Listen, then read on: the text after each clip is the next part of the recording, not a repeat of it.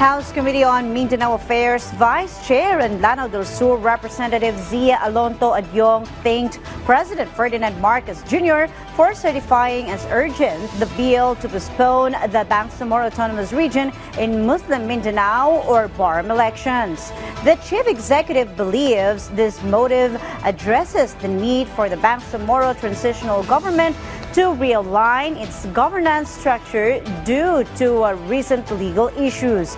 The bill aims to ensure the region's aspirations for unity, inclusivity, and genuine autonomy are achieved. The proposed election postponement, originally scheduled for May 12, 2025, is now being debated, with the House pushing for a delay until 2026 and the Senate favoring October 2025.